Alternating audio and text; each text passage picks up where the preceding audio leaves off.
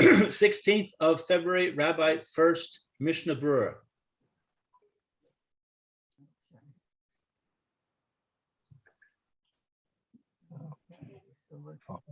Okay, good morning again, Lou. We're going back. If you have your Mr. Brewer, we're in Siman Tuf Reish Pei Chet, and we're just reading the Mechaber in Sif Hey.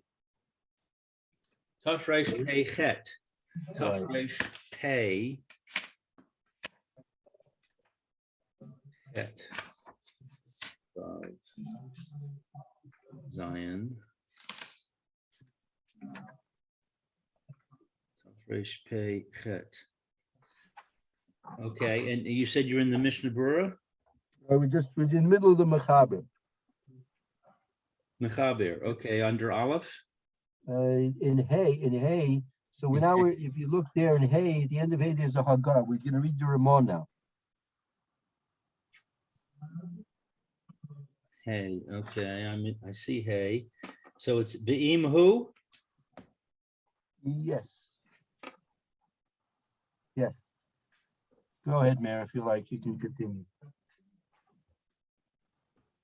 Okay. The imhu b'midbar o b'svina korei b'yom yidalid k'morov ha'olam.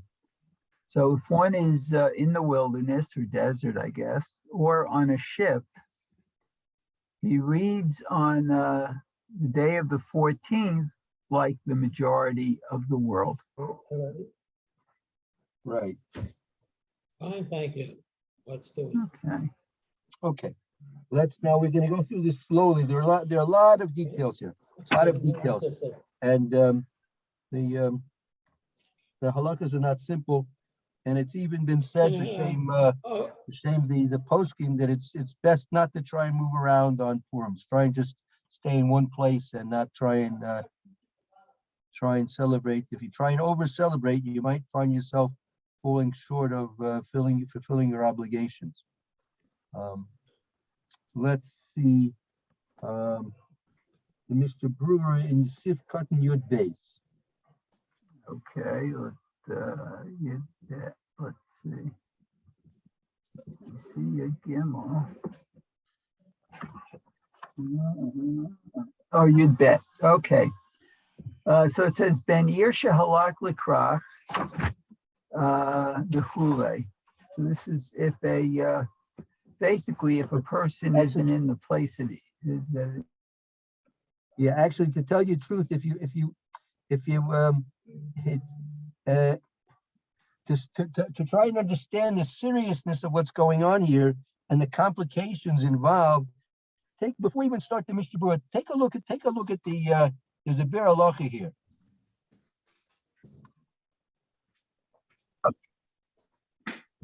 Okay, I guess I'm back. I just lost everybody. We lost the rabbi. Oh, maybe that's why my thing went down. I don't know. Well, Aaron also froze for a while, so I'm not sure what's going on. Okay, so wait, there he comes. Okay, great. Oh, that's Barry and Barry and the rabbi returned. Yeah. Okay. I think before we start, just to get a picture of the complications involved here, there's a Bir Halacha, a few lines of Bir Halacha. It's the Bir Halacha with the star there. It Ben Ir Shaholach Likrach.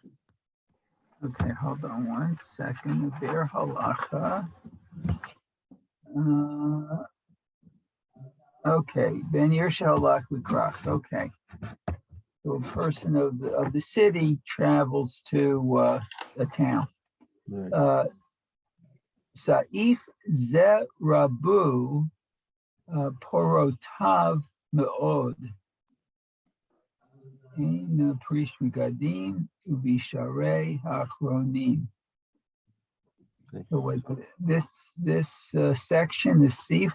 Right. This section exactly. Okay. Many for Tav me'od. I'm not sure what for Tav is. It's like explanations, right? There are many a great many explanations. Like the Pri Megadim, Uvishar, and the rest of the Achronim. Right. Meir, you need to turn your head. Oh, sorry. Let me put the book in front of me. Okay. Thank you. Sorry to interrupt. No, that's okay. I appreciate that because sometimes I forget this thing. Okay. Okay. The hetakti b'Mishna Berura Rakshitat Rashi shehiskimu aleha harbe rishonim. Oh, right. So now the Mishnah Berura is saying that since there are a great many explanations of this halacha, right? So he says here, Taki, I copied, I transcribed in the Mishnah Rakshitis Rashi. I only brought down, he only cited the explanation of Rashi. Because they agree with him on many of Yeah. Shaskimu Allah Harbi Rishonim, that there's an agreement, there's an agreement upon this by many of the early authorities. Okay. V'gam zeh b'kitzur nimrat. This is also Meaning, meaning what he copied from Rashi is Bekitzer Nimratz. It's in extremely shortened form. It's in extremely shortened form. ומכל מקום, למעשה, אני מבקש מהקורא שלא יסמוך עליי לעניין ברכה, ויעיין פרי מגדים. Right. So, nevertheless,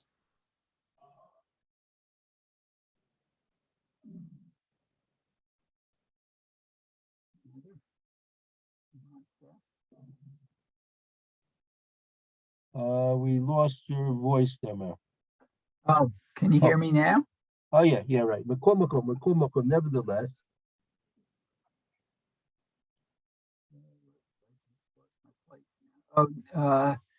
So nevertheless, Now we can't hear you again, Meir. I wonder where my microphone is because I'm speaking right into the. Okay. Nevertheless, I researched this matter. Well, nevertheless, ani mevakesh, ani request. The Chafetz Chaim is talking to us now. He's talking directly to us. The komakom lamaisa ani mevakesh mehakoira. Nevertheless, practically speaking, I request from the one who's reading this, meaning the Mishnah Berura, the Chafetz Chaim is saying, I'm making a personal request to you, right? That you, the reader, lo yismach alai le'inyan bracha. Don't rely on what I said in terms of the bracha. He's telling you, don't rely on what he wrote in the Mishnah Berura in terms of deciding to make a bracha or not. That's weird. Yeah, the Mishnah Berura is telling you that it's so these things, this halachas are so complicated. The Chafetz Chaim doesn't want to take responsibility for it.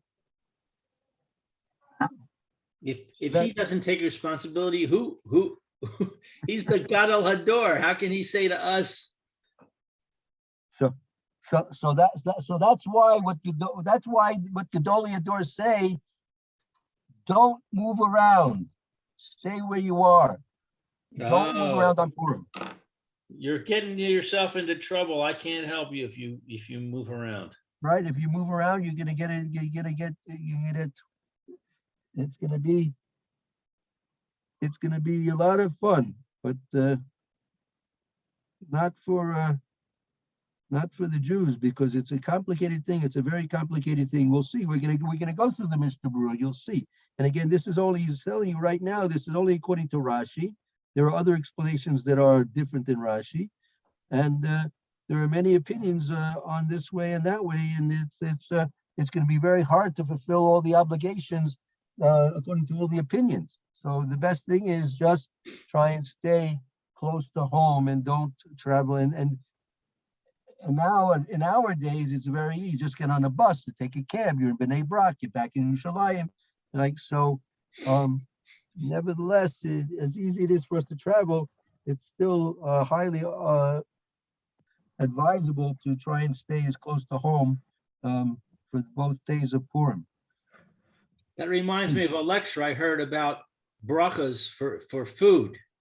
Right. He got to dessert and he said, best thing is don't eat dessert. Right.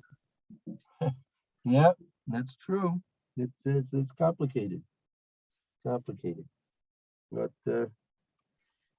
okay. So then the Mr. Brewer and the Beer, just finish up the Beer Halacha. The Beer Halacha finishes up. It says.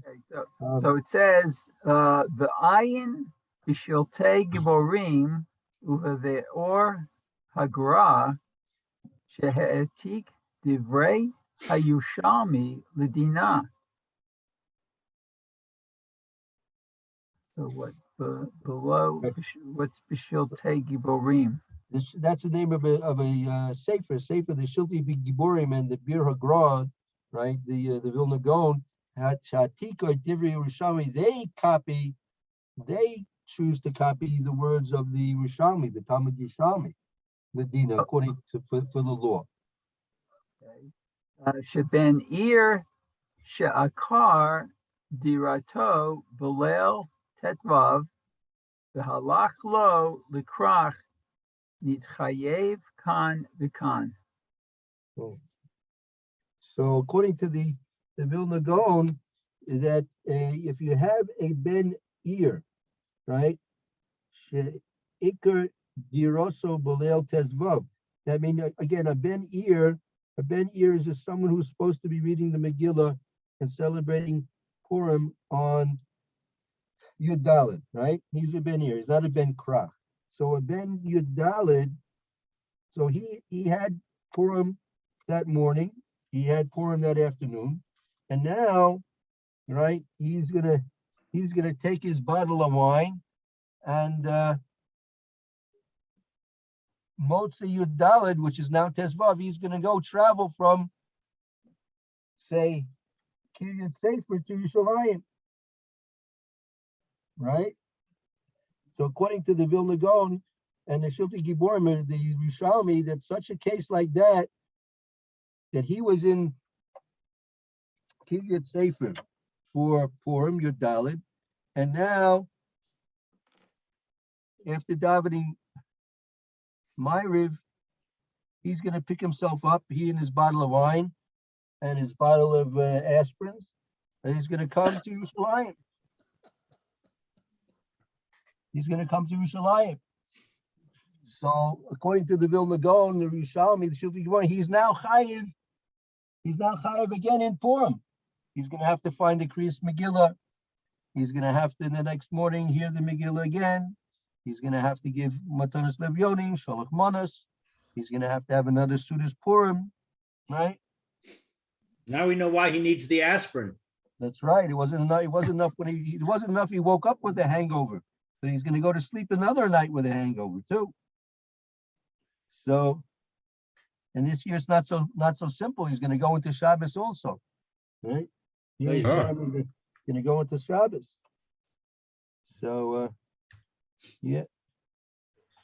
So that's I just wanted to read with you that Bir Halacha to show you the complicated aspects of this halacha. So with that, let's go back now. Now we can start. Let's start the Mr. Brewer again. That'll go. We'll start again in Yud Beis. We're starting on Yud Beis. Yes, Sifkat and Yud Beis in the Mr. Brewer.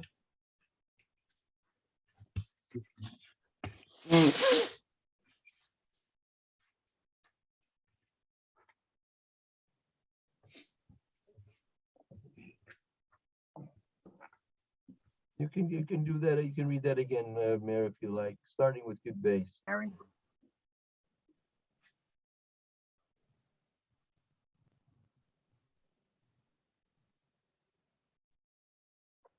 You can start Yud Beis and then Mr. Berura if you like. Okay, so it says Ben Irshel Lak Lekrach, and it finishes O Ben Krach Shehalach La'ir. Okay, Sa'if Zehu Lashon Harambam. So what this section's according to the Rambam? Yes. Okay.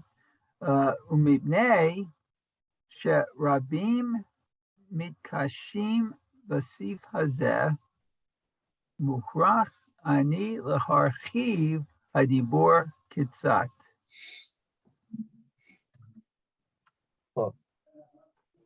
So here again, the Mr. Berura says, right? Since he says that since that there are many, this first of all, he says this sif, meaning the mechaber, this sif is the Rambam. That's number one. And mitneisha Rabbi miskashim b'sif zazeh, because many find it difficult, this sif. There's difficulties in understanding this sif. Mukhrach anay laharchi v'davar kitzas. I'm obligated, mukhrach ani, I'm obligated to archi v'davar, to elaborate on the thing. We have to elaborate here. I mean, he's going to go into a general preface of the explanation. Okay. Univaro b'fi ma sheperushuhu hamagit v'hakesef Mishna v'chein mashma mehagra.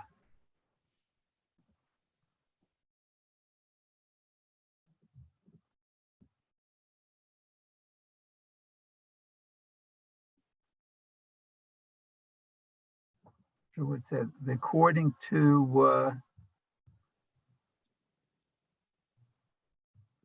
the explanation of the Hamagid. So, so he's going to elaborate on this a bit. Minivaru kifi ma sheperushahu hamagid v'hakesef Mishna. My explanation, the Chavetz Chaim is saying, my explanation is going to be based on the Magid and the Kesef Mishnah. Those are two commentaries on the Rambam. Since this is the Rambam, he's going to cite two commentaries on the Rambam to elaborate on the halacha. And the Kesef Mishnah, that was the Beis Yosef, the same Mechaber, the same author as the Shulchan Aruch. That's what he wrote his comments on the Rambam.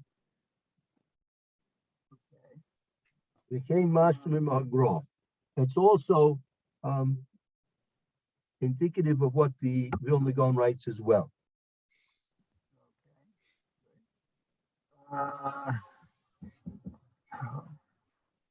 Just lost my place. 1 second. Okay. Utzrichin anu leida shlosha devarim. Aleph. The imhu shayach la'arei haprazot afilu yom echad karui paruz v'korei b'yadalid.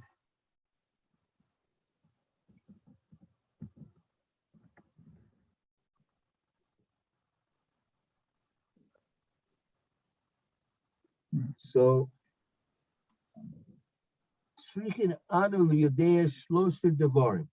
right? So, in understanding this sif, we have to know three things: Aleph, Beis, and Gimel. Go ahead, man. Shayach la'arei prazot afilu yom echad karoi paruz v'korei b'yadalid. Im hu shayach lemukafin afilu yom echad karoi mukaf v'korei b'tetvav. That's the first one.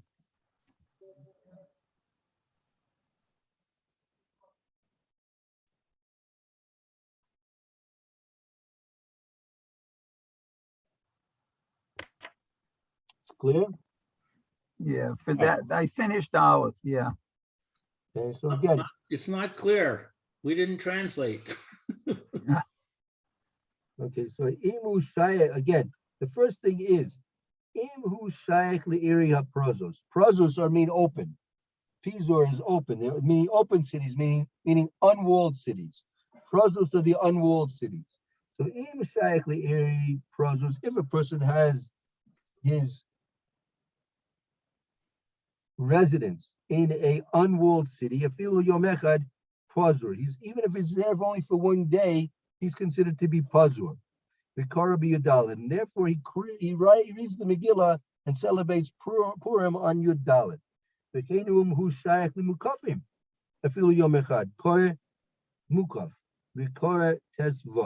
And even if a person who's in a mukaf, he's considered to be in a resident of a walled city, even if he's there one day, that makes him considered to be like a walled city resident, and he reads therefore on Tes Vav.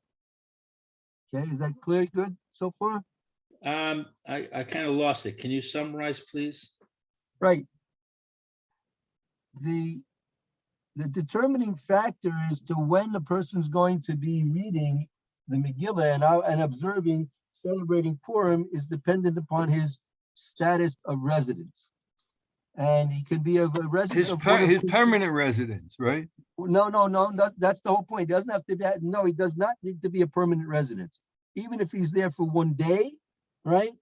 One day in terms of the obligation of Purim is considered to be a residence requirement, okay? Mhm. Residence requirement for Purim is 1 day's residence. So therefore, if he's a 1 day residence of a place which reads in Yud Dalet, then he reads along with them for $1. If he's a resident of a place that is reading on Tes Vav, then he reads along with them on Tes Vav. But if you read on, if I'm reading on Yud Dalet and then I go to Yerushalayim and I'm staying overnight, I have to hear it again? Well, that's the complication. That's the complication. Since it becomes complicated because all you need to do is be there for 1 day. Right. That's the complication. If you had to be there 30 days, it wouldn't matter where you are right now. Right.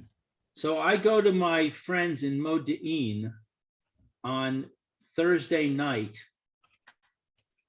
and therefore I go to shul with them and I listen to the Megillah with them the Thursday night and Friday morning. Now, Right. Friday afternoon, I return home to Yerushalayim. Right. So then, is this saying that I now am obligated to in the Megillah again on Shabbos? According to what we saw in the Berura, according to the Vilagon and the Shalik Giborim, according to the Rishalmi, yes. Uh-huh. You'd be chayiv in both places.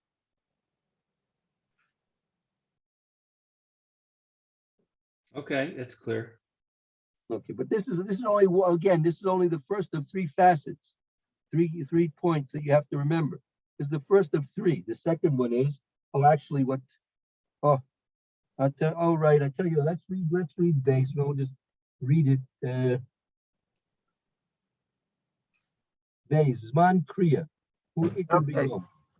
Zman Kriya hu ha'ikar bayom v'chevan shehaya ba'arei ha'prazot v'chatchalat hayom yadalid korei b'yadalid v'chein kehai gavna le'inyan mukafin b'yom tetvav.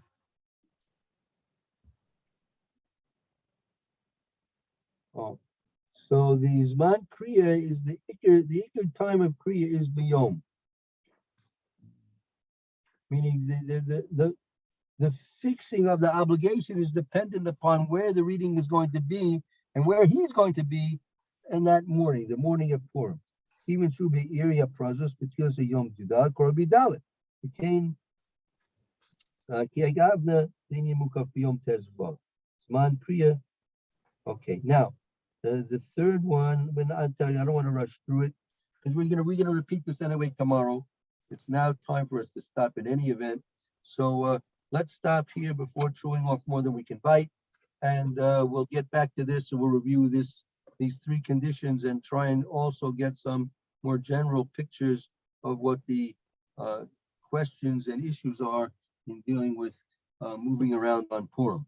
So good. Okay, we'll take a break till tomorrow. Everyone should have a wonderful afternoon and hope to see you all tomorrow morning. And in the meantime, have a wonderful day. Be Thank you, well. Rabbi. All the best. Thank you. Be well. Shkaya.